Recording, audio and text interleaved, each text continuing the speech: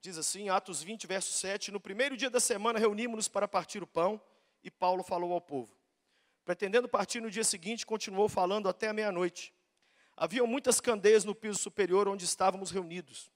Um jovem chamado Eutico, que estava sentado numa janela, adormeceu profundamente durante o longo discurso de Paulo. Vencido pelo sono, caiu do terceiro andar. Quando o levantaram, estava morto. Paulo desceu, inclinou-se sobre o rapaz e o abraçou, dizendo, não fiquem alarmados, ele está vivo. Então subiu novamente, partiu o pão e comeu. Depois continuou a falar até o amanhecer e foi embora. Levaram vivo o jovem, o que muito os consolou. Há quase 30 anos atrás, o Senhor me colocou para trabalhar com adolescentes e jovens. Não foi algo que eu pedi, eu não era um jovem carismático, eu não sabia como fazer, mas eu comecei a me envolver com juventude. Eu comecei a pregar, e na minha época, era uma época bem diferente de hoje. As igrejas, quando tinha um acampamento, era um só e ia todas as faixas etárias.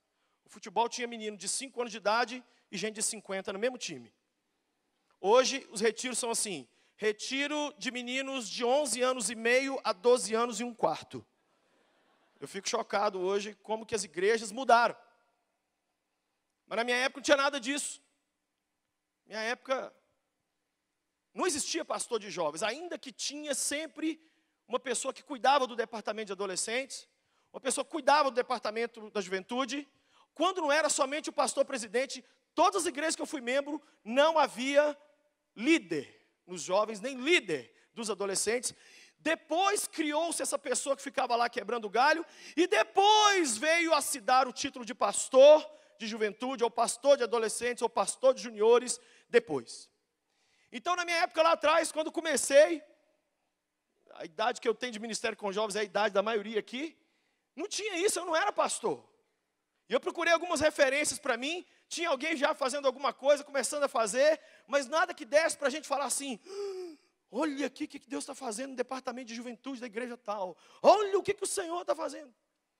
Logo depois, eu me casei com a Patrícia, e nós dois juntos entramos nessa loucura que o Senhor nos chamou, e eu vi muita coisa acontecer dentro e fora do Brasil, muito se avançou.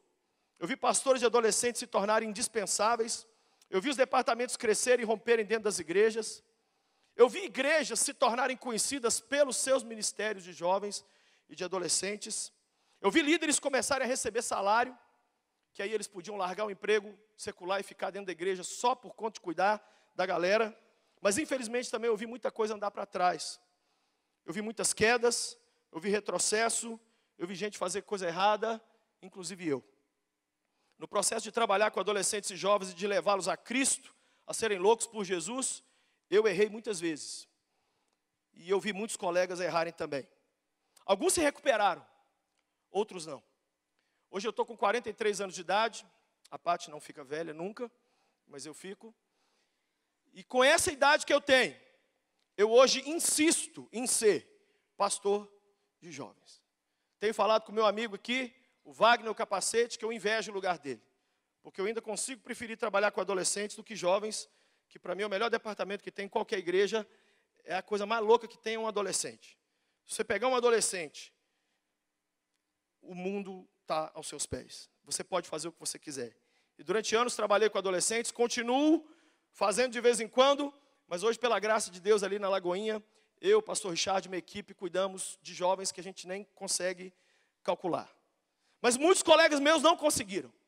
Muita gente não conseguiu. Prova disso é que uma pesquisa minha pessoal mostrou que o tempo médio que um líder de adolescentes e juventude permanece no cargo no Brasil é de 1 ano a 1 ano e meio. 1 ano a 1 ano e meio. Para você fazer alguma coisa relevante, você precisa ficar pelo menos 3 anos na mesma posição. Mas eu vi muita gente boa, que ia fazer muita coisa maravilhosa, morrer ao longo do caminho, parar, desanimar, ser desanimada. E eu então, no início desse ano, entrou uma palavra dentro de mim, autópsia.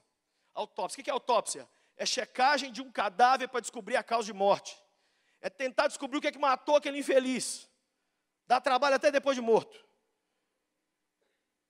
E eu falei, meu Deus, será que eu estou virando uma autópsia?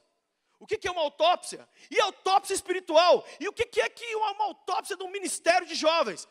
E eu comecei a pensar sobre isso, a orar sobre isso. E numa noite só, eu fui lá para cima da minha casa e eu desovei um livro, dei à luz lá, nasceu de parto normal, 7 quilos. Quase me matou. E eu estou aqui hoje para poder compartilhar um pouco com você do que eu tenho vivido e para falar que Deus nessa noite tem uma autópsia para a gente. Só que no final, ao invés de um sepultamento, vai haver uma ressurreição. Eu estava ali sentado e o Espírito de Jesus falou algo muito forte comigo. Ele falou: filho, assim como eu mandei José à frente do povo dele, da família dele, para preparar o caminho, eu mandei você e aqueles que vão ministrar na vida desses, para que eles cheguem com tudo mais suave do que vocês encontraram. E a minha oração nessa noite é que pelo menos um. Eu não tenho ilusão, gente. Eu tenho andado em crise com os meus sermões. Crise. Tanto é que eu estou cismado de cantar na hora que eu prego agora, porque eu estou com a crise com os meus sermões. Então eu olho a multidão dessa assim, eu falo assim, será que uns 5? Será que uns 4, 5 vai mudar a vida deles aqui? Então eu não tenho ilusão que numa noite como essa, todo mundo vai, ai, meu Deus do céu, o que foi isso que aconteceu? Não, eu tenho essa consciência. Mas eu sei que Deus nessa noite vai levantar e vai tirar dessa situação de morte alguns que estão aqui. Eu quero começar a falar então primeiro sobre o nascimento errado. Diga comigo, nasceu por engano. Como que uma pessoa nasce por engano no ministério com jovens? Ele cai de paraquedas. Ele tem o dom para falar para jovens, o pastor olha para ele e fala assim, uhul, pega lá, é nós. Não é pecado não ter chamado para trabalhar com juventude, não é pecado. Pastorzão, eu sou só uma moça feliz, alegre, que é amiga de todo mundo. Eu sou só um rapaz que sabe falar as gírias da negada. Eu não sou líder. Não, mas você conversa, é amigo. Assume! E hoje tem tanto paraquedista, tanto quebra-galho. E o quebra-galho quebra o galho e quebra o ministério também. E muitos lugares que eu tenho ido. Fui numa igreja outro dia e eu vi lá um jovem que toda vez que eu encontrava ele, ele era o mais alegre. Me buscava no aeroporto. Um dia ele me buscou no aeroporto assim, pastor, adivinha o que aconteceu? Eu falei, o quê? Me colocaram para pastorear os jovens da igreja. Por que você está assim? Não te deram salário, não? Não, pastor, nem nada disso não. Meu Deus do céu, eu perdi a alegria, eu estou querendo morrer. Ai, pastor, conversa comigo. Eu falei, não morre não. Por que você está assim? Ai, pastor, eu sirvo para ser um auxiliar legal, mas eu não sirvo para ser o chefe. Quem sabe você está aqui hoje e é um paraquedista. Não precisamos de paraquedista nem de quebra-galho no ministério para preencher buraco.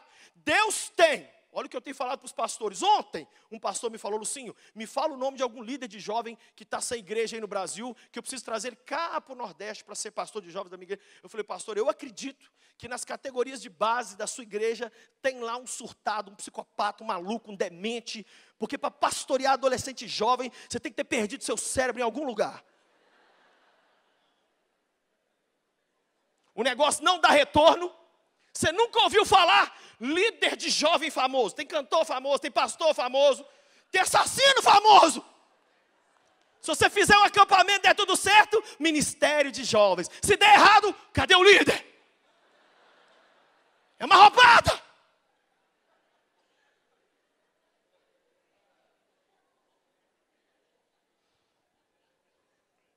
Muitos têm dito sim para Jesus e não para o chamado. Tem o contrário também. Gente que tem o chamado para estar com jovens e fica lutando.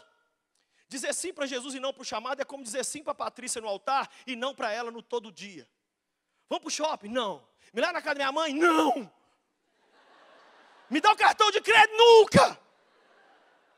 Não adianta, você ter entregue sua vida a Cristo, e Ele dito para você, quero que você trabalhe com jovens, e você fala, Senhor, espera só agora que eu vou formar na faculdade. Aí, não, Senhor, olha, eu estou quase casando. Olha, Senhor, eu vou esperar o pastor vir até mim.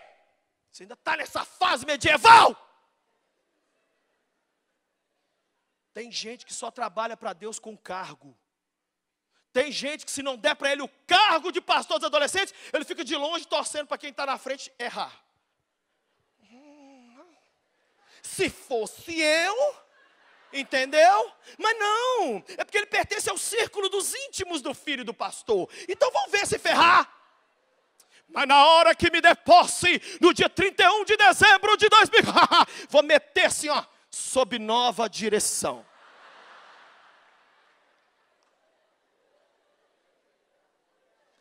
Segundo sinal que a pessoa caiu de paraquedas, sabe qual é? Diga comigo, chegou mudando tudo. Despreza o que foi feito anteriormente e começa a arrotar uma... Posso falar uma coisa? Sonoplastia muitas vezes é perigosa, porque a pessoa que chega fazendo muito barulho é porque é só isso que ela tem, barulho. Ela não tem conteúdo, então ela chega dizendo, a partir de agora... Tá, o que você vai fazer? Não tem nada para fazer. Era só grito mesmo. É só a faixa. Esse é o segundo sinal da pessoa que nasceu por engano. Terceiro sinal é, não foi testado. Quando testamos alguém, não é porque a gente duvida da pessoa, é porque a gente quer sarar e cuidar dela. Quando há um teste para você tirar uma carteira de motorista, é para você não sair matando as pessoas na rua. Então, quando alguém te testa antes de você assumir um trabalho com adolescentes e jovens, não é porque a gente... É para poder te prevenir e guardar o povo também. Algumas áreas que as pessoas precisam ser testadas. O primeiro teste é o da família. Conversa com a família. Porque às vezes o pai e a mãe... Um dia eu conversei com um pai que falou comigo assim, eu não confio no meu filho para cuidar de ninguém. Tem que conversar com a família, com os irmãos. Segundo, tem que ser testado no seu relacionamento com o sexo oposto. Ele tem história de assassinato em série de meninas, de meninos? Namorou quanto? 152 pessoas, pastor. Como é que é o relacionamento dele? Ele fica agarrando e beijando e ele é pegajoso com todo mundo. Terceira área que um líder precisa ser testado é na área financeira. Como é que ele lida com dinheiro, com contas? É liberal, é dizimista, é ofertante? Como que é? Quarta área que ele precisa ser testado, da sua teologia. Ele crê em quê? Que visão de crescimento ele tem, de evangelismo? A teologia que ele prega, o que ele fala caminha com o que a igreja crê? É uma pessoa bíblica ou tem ideias de Nárnia? Não é uma pessoa, um elfo. A quinta e última área é a área emocional. Isso é um desequilibrado? Ou é uma pessoa que pode ser corrigida? É uma pessoa ensinável? Ou é uma pessoa durona que se eu falar não para ele fala assim... E vai embora, todo dodói. As igrejas estão cheias de gente emocionalmente desequilibrada. Cheia! Que venham todas, mas não para liderar meus filhos. Paulo falou, o líder tem que ser testado. Muitos não são testados, caíram de paraquedas, chegaram mudando tudo, vieram por engano. Quarta área, é exatamente a que eu citei antes, precisa de um cargo. Se não tiver cargo, não vai fazer nada. Porque ele está ali só para poder mostrar que é um paraquedista e que quer fazer alguma coisa que, na verdade, ele não está pronto para fazer. Segundo ponto, depois que a pessoa chega por engano e nasce por engano, é o crescimento torto. Ela começa a crescer torta, porque ela nasceu errada. Muitas vezes o óbito é determinado no nascimento. É no nascimento que se faz o teste do pezinho, é no nascimento que se vê se a pessoa já nasceu com uma tendência ou não. E o nascimento do ministério de jovens e adolescentes é algo muito importante. Mas quando isso não é olhado, quando o líder não é testado, quando ele não é acompanhado, há esse crescimento torto. Infelizmente, o primeiro ponto, ele começa bem. Infelizmente, muitas vezes as pessoas começam bem, e começar bem muitas vezes não significa terminar bem. Tenho visto muitos que têm feito do ministério de adolescentes e jovens só um trampolim para virar o pastor presidente da igreja. O cara está ali, ele fala assim, eu detesto adolescente, mas eu fico aqui, kkkkkk, mas eu quero matar eles. Eu nem assisti High School Music de tanta raiva que eu tenho de adolescente. Mas eu estou aqui porque o pastor é velhinho. Você vai ver a hora que eu virar pastor dessa bagaça aqui. Vou assumir que eu estou pegando a base. Eu já ouvi conversas assim, de pessoas que aquilo ali é só um trampolim. Deixa eu te falar uma coisa aqui. E se Deus nessa noite apontasse o dedo na sua cara e dissesse, a última coisa que eu quero que você faça para mim na terra é cuidar de adolescentes e jovens e depois disso você vai morrer. Você ficaria?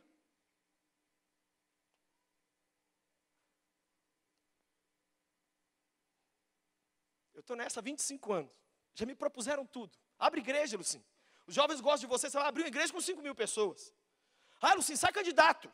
Sai candidato não é vereador, não. Sai prefeito logo, sai senador. Eu falo, gente, eu nasci para ser pastor de adolescentes e de jovens. E se me tirar disso, eu morro. No seu chamado, você é invencível. No seu chamado você é imbatível. No seu chamado ninguém te vence. Mas se você tirar um pezinho para fora do que Deus te mandou fazer, morte. Sansão foi esfolgado. Deus deu força a ele para proteger o povo. O que ele fez com a força? Começou a pegar a mulherada. Deus falou, então me devolve a força. O instrumento era para cumprir o chamado. Você não quer cumprir o chamado? Me dá a força. Ele perdeu a força. Mas no dia que ele voltou para o chamado dele, 1 minuto. Senhor, mais uma vez, fortalece o teu servo para eu cumprir meu chamado. Quer matar essa raça do inferno aqui. Em 1 minuto, ele fez para Deus mais do que fez em toda a sua vida. Você dentro do seu chamado vai cumprir para Deus o que você nunca conseguiu cumprir fora dele em 20 anos. Eu quero nessa noite te incentivar a permanecer naquilo que Deus te chamou para fazer. Um monte de gente falando para mim, um cara que me detesta aí escreveu essa semana na internet. O Lucinho é um tiozão de 43 anos que está posando de jovem. Eu prefiro ter 43 e ser doido, surtado e começar tudo de novo para ele, do que ser um besta quadrado de 23 anos de idade, um mané, um jacu. Eu gosto de jogo. Todo tizão. O diabo está num processo de tiosificar você. Porque tiozões não conseguem ganhar a não ser tiozões. Se você é pastor de jovem, você não pode virar um tio, caramba! Cadê a loucura? Eu fico com raiva de líder de jovem educadinho demais. Você está mexendo com uma geração surtada, psicótica, bipolar, esquizofrênica. Você tem que apresentar uma loucura que vai sarar esses miseráveis.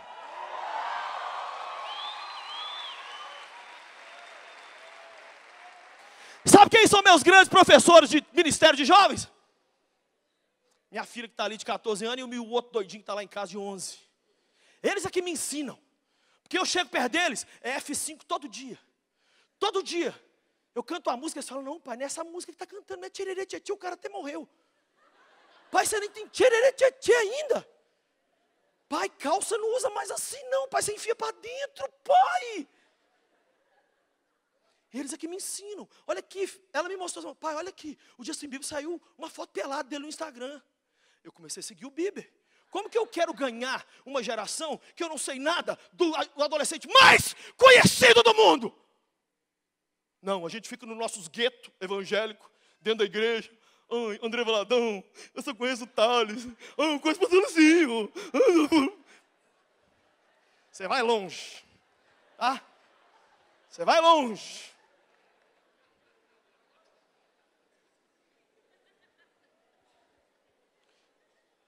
O líder de jovens tem que estar pronto e preparado para levar seus jovens a serem loucos por Jesus, ainda que isso custe tudo. Tudo que ele tem para fazer. Segunda coisa, no crescimento torto carisma só não basta. O que eu mais vejo hoje é a gente tentando fazer a obra de Deus em cima de um carisma pessoal. Sabe falar bem, sabe mexer com a galera, aí entra. Não. Eu fui a uma igreja no Rio de Janeiro, no estado do Rio de Janeiro. O líder dos jovens, casado, pegou um monte de menininha. O pastor presidente da igreja, velhinho, disciplinou ele. Ele não aceitou a disciplina e saiu da igreja. E levou todos os adolescentes que conseguiam ser mais retardados que ele. E ele abriu uma igreja, o nome da igreja? Igreja Vida Livre.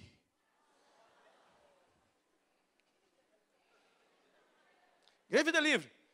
E o pastorzinho, velhinho, gente, nunca um escândalo, nada, um homem lindo, me chamou para pregar na igreja dele, eu fui. Cheguei lá, o líder ficou sabendo que a igreja era bem pertinho, pegou os adolescentes todos, foi e sentou lá no fundo, ficou assim. E o cara, professor de educação física, muito bonito, muito carismático, muito envolvente. Até os pais ficaram a favor do cara e não do pastor presidente. Eu fui pregar, falei, gente, hoje eu vou pregar aqui o último sermão, único que eu vou pregar na minha vida aqui, nunca mais vou voltar. O sermão de hoje se chama, eu vou pregar sobre os 3 Cs. Primeiro C, carisma. Diga comigo, carisma. Aí, não, vocês não precisam repetir não. Primeiro C, carisma. Eu mandei todo mundo repetir carisma. Eu falei, segundo C, caráter. Aí todo mundo repetiu, caráter. Aí eu falei, carisma sem caráter é o terceiro C, cocô. Então agora eu quero que todos falem um cocô bem forte. Vamos lá, carisma sem caráter é cocô. Todo mundo, aí eu fiz, agora só mulheres falando cocô. Vamos lá, carisma sem caráter, hein? Cocô. Homens, vamos lá, cocô, bem forte, cocô. Fala, fala. Depois que todo mundo falou, eu falei assim, é isso que eu estou vendo aqui dentro. Ai, meu Kung Fu Panda entrou dentro de mim. E eu olhei lá para o fundo, e o cara regalou o olho e falei assim: você é muito forte para gritar com um vovô, vem cá tirar onda comigo. Ser corajoso para pegar as menininhas, você não tem caráter. E quem apoiou também não tem, não.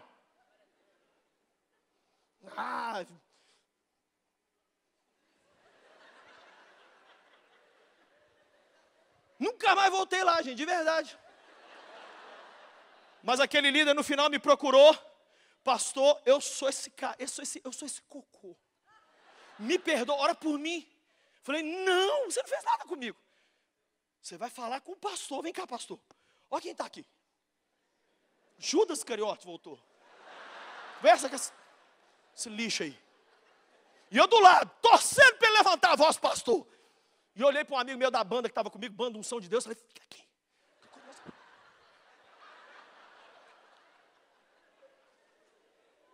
Você está fazendo o que Cristo te mandou fazer em cima de um carisma? Ou você está fazendo isso na força do Espírito de Jesus? Não se ganhe uma geração no gogó, em festinha. Eu faço festa, gente, eu faço tudo. Mas se não houver a graça do Cristo vivo, nós vamos perder esses meninos. Carisma natural é legal, só que não. Terceira coisa do crescimento errado é o discipulado zero. Um fator determinante na morte de líderes de jovens é a falta de discipulado. Imagina um guarda-chuva e está chovendo e você fora dele. É isso. Pastor Ebi Rubi, meu amigo, foi outro dia na Lagoinha e contou que ele tinha um líder que ele caminhava com ele. E ele resolveu esconder as coisas desse líder. E as coisas começaram a dar errado. E um dia o líder dele falou assim: você não vai me contar não? Porque Jesus já me contou os babados.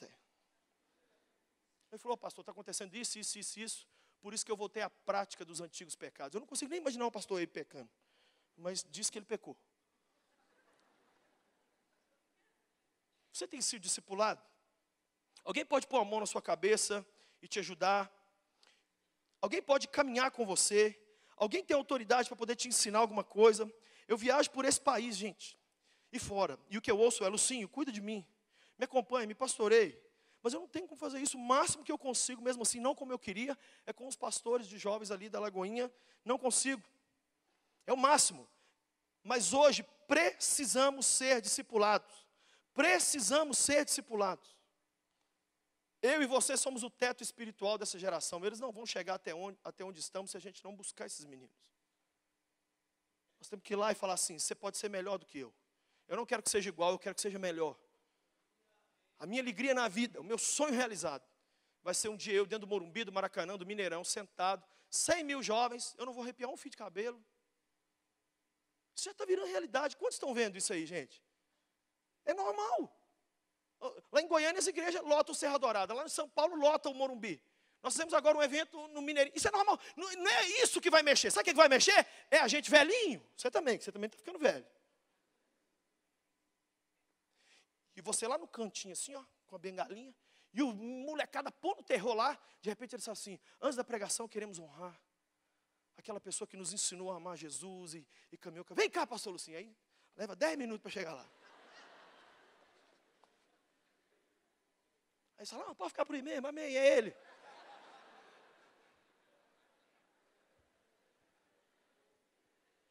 Quem quer ver esse dia chegar? Sabe o que mexeu comigo outro dia na Bíblia? Davi passou o trono para Salomão em vida. Os reis de Israel esperavam morrer para vir um outro. Deus falou comigo: minha igreja está morrendo porque as pessoas não largam o que tem. É todo mundo apegado ao cargo. E quando eu mostro para eles o Timóteo deles, para eles passarem o bastão para a próxima geração, eles têm de morrer. Eu tenho que matá-los para vir sangue novo.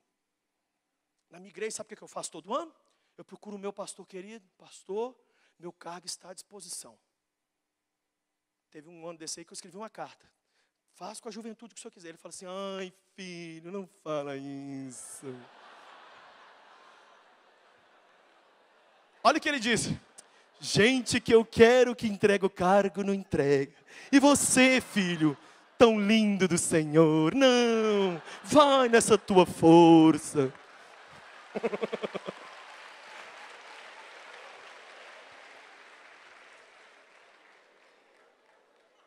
Quem sabe você está aqui, você ainda é apegado ainda. Se o pastor ameaçar te tirar da juventude, você já pega uma faca e fala... É um favor, irmão. E prepara, que quem vier vai ser muito melhor que você. Inclusive, não tira férias muito longas, não. Qualquer boca fedida que chegar lá, faz um trabalho melhor do que o meu e o seu. Eu tenho essa consciência. Talvez você ainda está na fase de negação ainda. Terceira fase, depois que a pessoa cai de paraquedas e cresce torto, ela adoece sem socorro. Nesse processo de morte, a pessoa vai adoecendo de 4 doenças. Primeira doença que ele adoece é a solidão. Tenho trabalhado com muitos líderes de jovens e adolescentes. E quando eu vou pregar nas igrejas deles, eu descobri que eu não estou indo pregar. Eu estou indo para conversar com eles depois do culto. Sabe o que geralmente eles me dizem, Lucinho? Eu estou trabalhando com jovens aqui na igreja, ou adolescentes, mas a minha mulher não entrou nessa comigo, ela é crente, ela é uma bênção, o meu marido não entrou. Você quer ferrar seu futuro? Vou te dar uma receita rapidinha. Casa com alguém que não tem um chamado parecido com o seu. Faz isso. Aquela mulher que está sentada ali, ó, é responsável por Deus estar fazendo qualquer coisa que seja na minha vida. Porque além dela ser doida e fazer também, ela me deixa fazer. Você acha que tem algum romantismo e purpurina e hollywoodianismo em ser líder de jovens? Há 21 anos que 1/3 das noites ela dorme sem mim. Você sabe o que é ser convidado a vida inteira para ir em aniversários? Eu e ela não sabemos o que é um sábado à noite, para fazer nada nunca, por motivo nenhum. Sabe o que é nossos filhos chorando, dizendo assim, pai, só hoje, vai com a gente na festa de aniversário, para uma vez na vida. Aí você fala, não dá, filho. Tem um monte de pecador lá que eu tenho que ir lá. Sabe o que é você saindo de casa? E seu filhinho fala, pai, você acabou de me dar um PS4. Você não vai jogar comigo, não. Eu tenho que ir ali. Eu tenho um chamado. Mas quando eu voltar, eu vou virar madrugada com você aqui. Demorou? Tem gente que acha que a vida da gente é assim, a mais gostosa. Você sabe o que eu acho ostentação hoje? Dormir. Fazer cocô e xixi a hora que você quiser. A pessoa que faz um cocô e um xixi na hora que quer, essa pessoa está vivendo um céu e ela não sabe. Quem trabalha comigo está ali, os meninos. Onde eu chego que tem banheiro, eu vou para o banheiro sem ter vontade. Porque eu já criei uma barreira psicológica de tanta vontade de xixi e cocô que eu já segurei.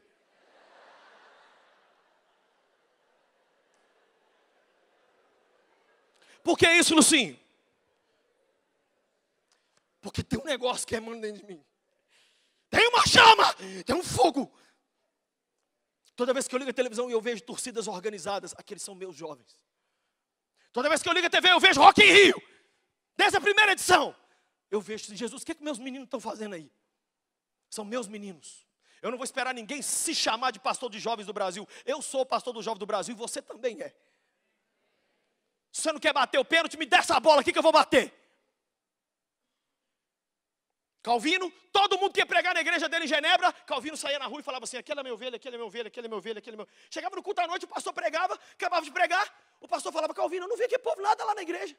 Ele falava assim, não, toda Genebra é minha ovelha, eu só estou avisando a eles aos poucos. Deixa eu te falar uma coisa, você é o pastor dos jovens e dos adolescentes desse país aqui.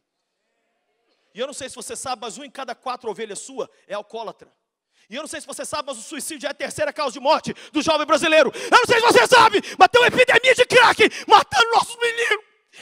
E nós vamos fazer o quê? Ficar em casa assistindo Netflix?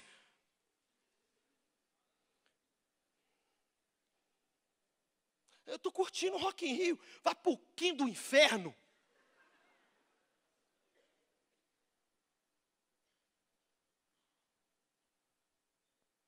Conversa com os seus amigos lá do recreio, dos bandeirantes. Amigos meus me ligam, Lucinho, é um tanto de jovem caído na rua, é um tanto de camisinha, é um tanto de seringa. Não, é a cultura. Oh, que lindo! Muda essa cabeça idiota sua, líder miserável. Está morrendo a molecada debaixo do nosso nariz. E nós estamos tratando o negócio igual se fosse episódio de Chiquititas. Quem sabe você está aqui hoje, se sentindo sozinho, sem parceria, você não vai chegar a nenhum. Olha, sabe o que eu estou vendo, gente? O crente Messi. Sabe o que é o crente Messi? É o cara que ele fica ali dentro da igreja dele. E dentro da igreja dele ele marca gol. Já viu o Messi? Tem 23 anos que a seleção da Argentina não ganha um título. E tem o melhor jogador do mundo. Mas no Barcelona o cara põe o terror. É aquele líder que na igreja dele, ai, ele trabalha, ele se mata. Ai, Igreja Batista da Lagoazinha. Uhul! Ah, é marcha para Jesus? A gente não vamos, não. Quem vai liderar? Ah, é seminário do não sei quem? É congresso? Ai, a gente não vamos. É? Você é o Messi. Só faz gol no seu time. Isolado. Não conhece ninguém. Não chama ninguém para pregar, não vai pregar em lugar. Outro dia eu falei com um amigo meu, de 3 igrejas muito boas no Brasil, que são muito relevantes. Estou quase falando o nome desse aqui. São maravilhosos para trabalhar com jovens. Mas os caras são fechados. Não chamam ninguém, não levam ninguém, não traz ninguém. Tipo, nós nos bastamos. O que adianta Deus ter dado uma graça para eles ganhar milhares de jovens? Vocês ficam lá fechados. É o gueto. Segunda doença é a pressão. Tem matado muitos líderes. Adoecido muitos ministérios. É interessante que a pressão que cria um diamante rebenta um cano. Muita gente debaixo de pressão estoura e outros ficam brilhantes. Quem sabe você está aqui hoje pressionado. O ministério está sendo um peso muito grande na sua vida. Era uma alegria, mas agora virou 2 alegrias. A hora que entra e a hora que sai. Terceira doença é o desânimo. 8 em cada 10 líderes de adolescentes e jovens que eu converso estão pensando em desistir. 8 em cada 10 líderes de adolescentes e jovens que eu converso estão pensando em desistir. 8! 80%! Eu fiz essa pesquisa e aferi esse número várias vezes para não falar errado. O desânimo vem, a pressão aumenta e isso gera o desânimo, que vem sobre muitos. Se não tiver um chamado do céu verdadeiro e um amor genuíno pelos jovens, você não vai continuar. Tem que ter um chamado verdadeiro e um amor genuíno por eles. Um amor muito grande. Mas hoje muitos estão no piloto automático. Que nessa noite ele encha de combustível do céu a nossa vida para a gente continuar. E a última doença é a tentação. Outro dia um jovem falou para mim, Lucinho, o pastor fulano caiu. É um grande líder de jovem que todo mundo aqui já ouviu o sermão dele. Mas ele caiu mesmo. Muitos hoje têm caído. Eu chego no púlpito da minha igreja e eu falo dos meus pecados. Todo mundo lá sabe meus. O dia que a gente eu discuto com a Paty, a gente fala, é que eu briguei com a Paty, eu fui envolvido com pornografia, porque outro dia eu estava nervoso. E eu falo mesmo. E isso faz os jovens ficar mais apaixonados por mim. Eu falo para ver se eles vão embora. Mas, quem sabe você ainda está na fase de negar isso. Você quer ganhar essa geração? Fala para eles que você é igual a eles. Você não é o Clark Kent, não, você não é o bonitão na balachita, não. Confessa as suas tentações. Pastor Márcio diz, é melhor confessar tentação do que confessar pecado. Ninguém tropeça em montanha, a gente só tropeça em pedrinha. Hoje a gente está aí cometendo... Gente, o que eu atendo de líder, de jovem, de adolescente, falando assim, eu estou envolvido com pornografia. É mato. Mas é mato. Outro dia um falou comigo, Lucinho, eu peguei uma pessoa. Aí eu comecei, tomara que seja do sexo oposto, tomara que seja do sexo oposto, tomara que seja do sexo oposto, tomara que seja do sexo oposto. Era um rapaz, eu peguei uma menina, transei com ela. Falei, glória a Deus.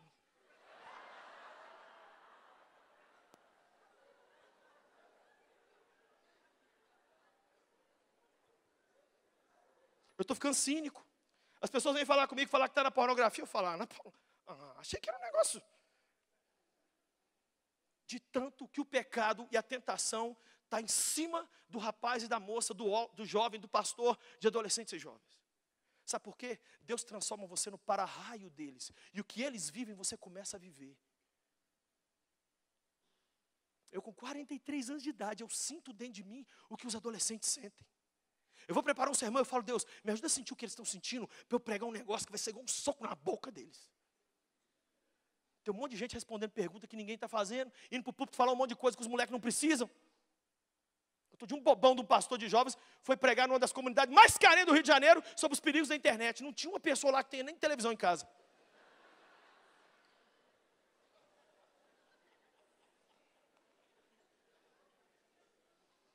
E por fim esse menino morre.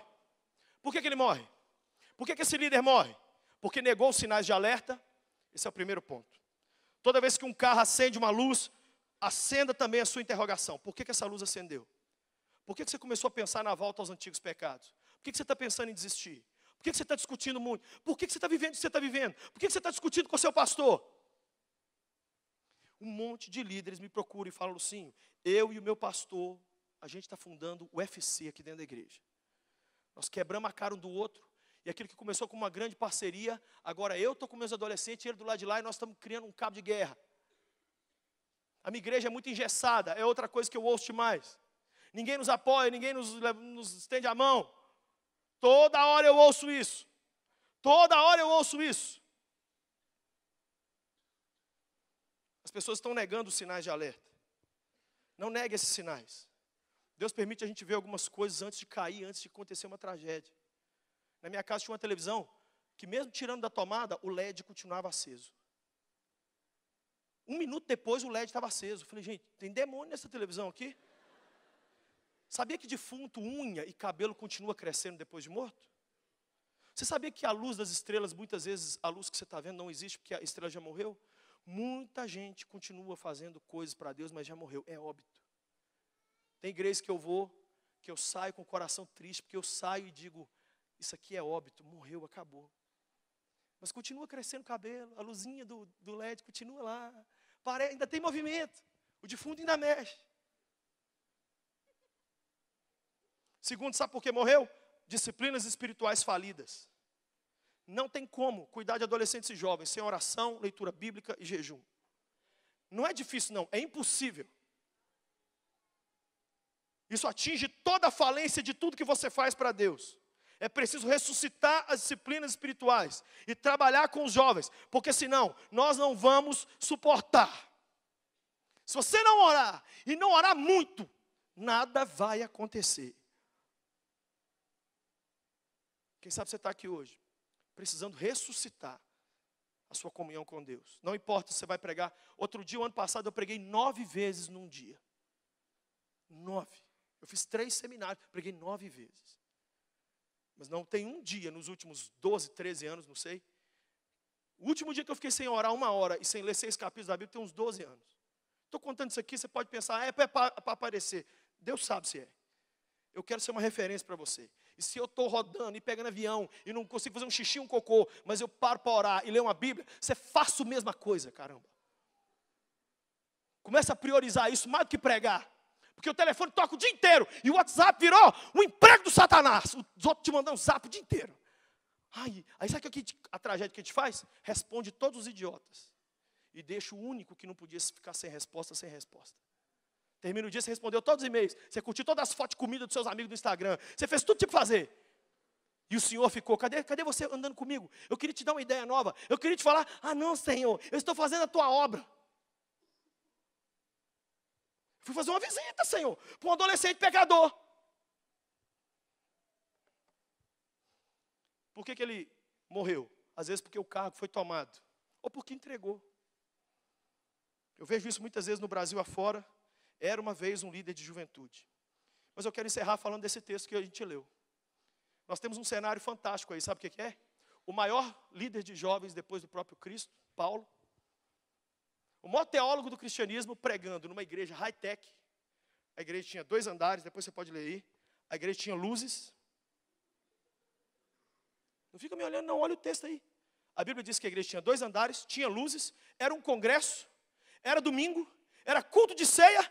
E o maior pregador do cristianismo estava lá. Quem gostaria de estar numa noite como essa? E se eu te falar que um jovem que estava ali morreu?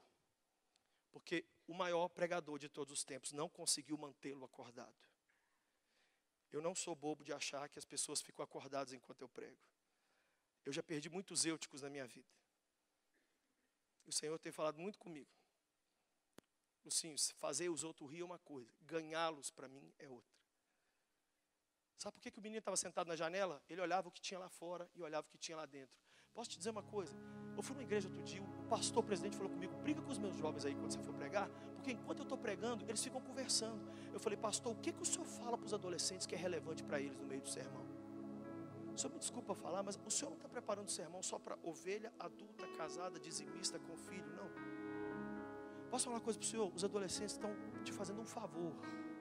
de sentar e ouvir o seu sermão. Porque ele é chato. Eu não queria falar isso não, gente, mas eu não estou falando do pastor presidente, eu estou falando de vocês também. E de mim. Um tanto de eutico a gente está perdendo. Mas sabe o que eu amo no apóstolo? Ele desceu. E o que o sermão dele não fez, o abraço dele fez. E ele abraçou esse menino. E ele voltou à vida. E a Bíblia diz que Paulo entregou o menino para a igreja e para a família. Qual é a função de um líder de jovem e de adolescente? Entregar essa geração viva de volta para a igreja e para a família. Tem dois tipos de pessoas aqui hoje que nós vamos orar por elas. O primeiro, sabe qual é? Gente que Deus está dizendo que você vai ser um ressuscitador dos jovens dessa nação. Mas você olha para você mesmo e diz assim: eu sou o óbito. Vou ressuscitar como se eu estou arrebentado, pastor. Eu estou pressionado, sozinho, desanimado e tentado. Eu vou fazer o quê? Como? E tem um segundo grupo que está aqui. É gente que não está assim, como eu acabei de falar. Você está até bem, mas os seus eúticos continuam caindo da janela. E você não tem conseguido ressuscitá-los. Não adianta não morrer somente. Cristo quer te usar para ressuscitar os jovens dessa nação. Outro dia eu vou contar isso aqui e nós vamos orar. Eu estava lá na Lagoinha. O culto tinha começado. Uma jovem de 16 anos me procurou. Lucinho, eu sou gay, mas eu queria que você conversasse comigo, orasse comigo. Eu falei assim: eu não tenho tempo. Eu vou pregar agora. Mas tem um cara na Bíblia que deu um abraço numa pessoa e essa pessoa mudou de vida. Então eu só vou te dar um abraço e você vai desembichar. Beleza? Ela falou: beleza. Eu dei um abraço nela. Fui pro púlpito e preguei. Acabei de pregar, vem ela com uma outra, mais bonita que ela e brava, as duas bravas assim. Mas o que foi? Falou assim: você me abraçou, eu senti um negócio que eu nunca senti. E eu sentei ali e me veio uma paz e uma alegria. Eu levantei, fui no banheiro, peguei o telefone, liguei para minha namorada e terminei com ela. Ela falou: você vai terminar comigo por telefone? Vai não. Estou indo onde você está agora, onde você está? Na igreja. Então vem para a igreja, mas só converso com você no final do culto. Ela sentou ali. E quando ela te ouviu pregar, ela agora veio me falar que ela não quer ser gay mais também. E ela chegou perto de mim e veio terminar comigo. Eu falei: não senhora, eu terminei com você. Aí nós estamos brigando, porque nós estamos brigando quem está terminando com quem. Eu peguei e abracei as duas. E eu comecei a chorar. E elas estão lá na igreja. Uma delas teve uma recaída assim, mas está lá. Teve um sermão que eu preguei uma vez, foi tão ruim que no final eu pedi perdão ao povo. Mas sabe o que eu falei no final? Para ninguém ir embora no prejuízo, eu vou ficar aqui na frente. E o que o meu sermão não fez, meu abraço vai fazer. Vem aqui me abraçar, você que entrou aqui, com qualquer coisa, ou com nada. Mas não fica me agarrando. Ah, pastor, você fala, não quero saber de nada. Abraça e vaza, abraça e vaza, abraça e vaza. Não tem negócio de selfie, negócio de 1982, quando eu nasci. Pode levar essas histórias tudo para outro. E o povo veio. Homem, mulher, menino, criança, até hoje. Até hoje. Eu encontro pessoas dizendo: foi o melhor culto da minha vida. Alguma coisa Cristo plantou em você para ressuscitar e transformar esses jovens que estão aí fora. Se não é seu sermão, é o seu pequeno grupo. Se não é seu pequeno grupo, é o seu blog. Se não é o seu blog, é a sua música. Se não é a sua música, é o livro que você vai escrever. Se não é o livro que você vai escrever, é o evangelista que você vai fazer. Alguma coisa Cristo colocou aí dentro para ressuscitar esses eus que estão aí fora. Mas agora, se você diz: Lucinho, eu preciso dessa ressurreição, eu estou desanimado, eu estou pressionado, eu estou cansado, eu estou tentado. Sai do seu lugar onde você está e vem aqui agora, depressa, sem orar, sem pensar em nada, que eu quero orar por você. Vem.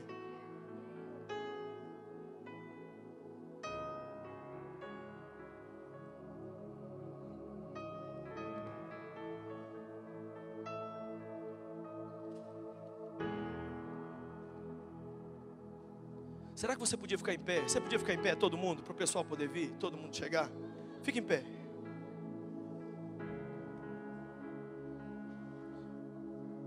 Você vai ouvir muita coisa profunda aqui nessa conferência, mas sabe o que o Senhor falou ali comigo? Filho, você não vai pregar. Sabe qual é a grande acusação que as pessoas têm de mim? Lucinho, você é vazio, você é raso, sua teologia é rasa. E eu amo ouvir isso, porque eu fui chamado para ganhar uma geração rasa. Eu não fui chamado para ganhar teólogo. Eu fui chamado para ganhar uma geração que fica no Instagram e no WhatsApp o dia inteiro. O que eu tenho que ser? Mais um. Só que vocês vão ouvir coisa profunda aqui. Mas nessa noite, nesse início, começou de tarde, mas hoje, sabe o que o Senhor quer? Passar um desinfetante em nós, nos purificar, nos limpar, nos acordar. Porque o que vem amanhã, de manhã, com o Nelson, com o André Vargas, o que vem à tarde, o que vem à noite, com o Naor. Gente, quem conhece Naor aqui, Jesus de Nazaré? Olha que bando de gente inocente, olha.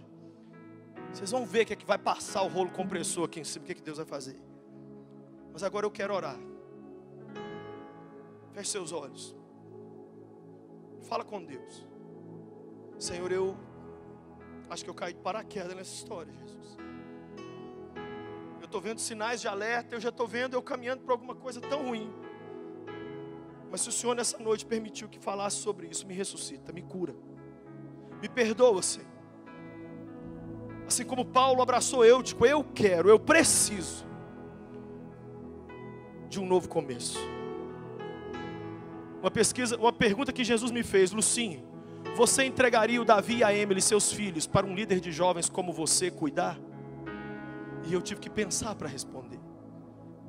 Que sejamos nós os líderes de jovens que vão revolucionar essa geração.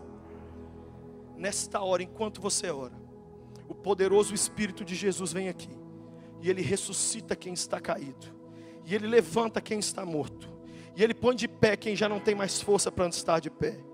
E o desânimo e o abatimento e a tentação e a pressão vão embora da nossa vida em nome de Jesus. Levante a sua voz e fale com o Senhor. E diga para Ele: Deus, eu preciso ser renovado e restaurado aqui nesse lugar. A minha igreja e os meus jovens não merecem um líder como eu estou.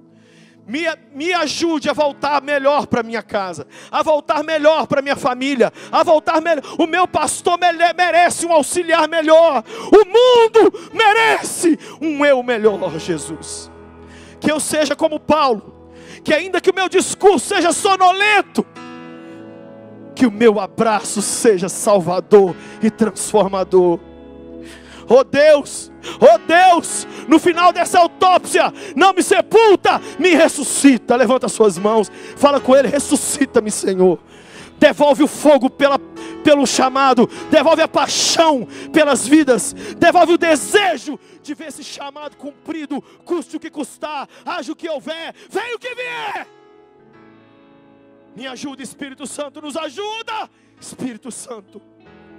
Oh Senhor, oh Senhor, oh Espírito Santo, oh Espírito Santo, oh Espírito Santo, oh meu Deus, ressuscita o chamado que está morto, ressuscita essa chama agora, Senhor, e coloca de pé. Tem milhões aqui representados, milhões. Nós vamos sair deste ano do global e nós veremos o maior movimento nas nossas juventudes e adolescentes. E tem gente aqui que em 2, 3 meses o Senhor vai duplicar, triplicar, quadriplicar o número de jovens lá da sua igreja. Deus vai te dar ideias novas, estratégias novas, sermões novos. Você fará o que nunca falou, pregará o que nunca pregou, irá onde nunca foi. Oh Jesus, com as suas mãos erguidas, diga: Deus, eis-me aqui para ser o Paulo dessa geração. Me ajude a abraçar os Eúticos, mas primeiro me ressuscita e me levanta, Senhor. Me ergue, Pai, e me perdoa. Lava-nos com teu sangue, lava-nos com teu sangue, lava-nos com teu sangue. E renova, Deus, a loucura por Jesus. Que o Senhor levante uma geração de loucos pelo Senhor, a partir da loucura que o Senhor plantou dentro de nós mesmos. Eis-nos aqui, Senhor. Repita comigo: meu Pai, recebe nessa noite todo o meu óbito, minha tristeza, minha vontade de desistir, minha decepção com as pessoas.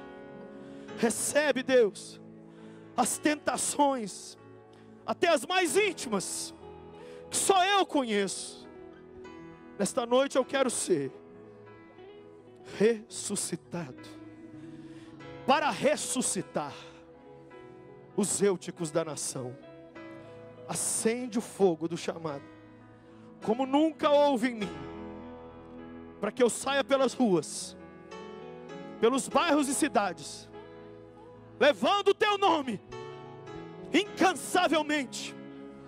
A partir de hoje, eu não vou morrer. Nada me para, nada me para, nada me para, nada me para. Eu vou cumprir meu chamado, diga. Eu vou cumprir meu chamado. Eu vou cumprir meu chamado. E nós devolveremos os jovens da nação vivos para as igrejas e para as famílias. Eis-nos aqui, Senhor. Um instantezinho diante de Jesus. Ele deixou a gente passar tudo que a gente passou, para chegar aqui hoje e dizer: ressuscita. Ressuscita. Ressuscita.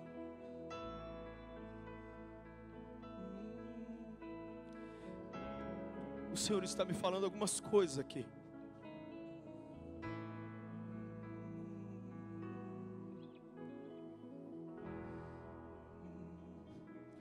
Ele está me dizendo de gente que chegou aqui dizendo: é agora ou nunca. Se não acontecer algo aqui, eu vou largar tudo lá. Você não vai largar nada, porque o Senhor ouviu a sua oração. E nessa noite Ele muda a sua história. Tem gente aqui que já desistiu, só não verbalizou isso ainda, porque tem medo das consequências. Nessa noite Cristo sara seu coração machucado com o seu pastor. Tem gente aqui hoje que pulou, cantou, mas que está com uma dor no coração. É uma dor muito grande. Essa dor vai embora agora.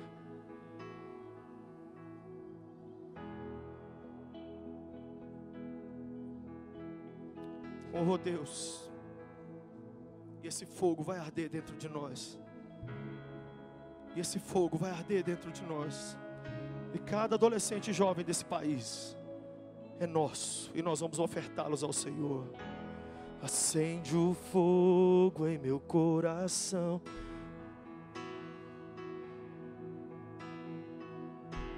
Eu quero mais de ti, Deus.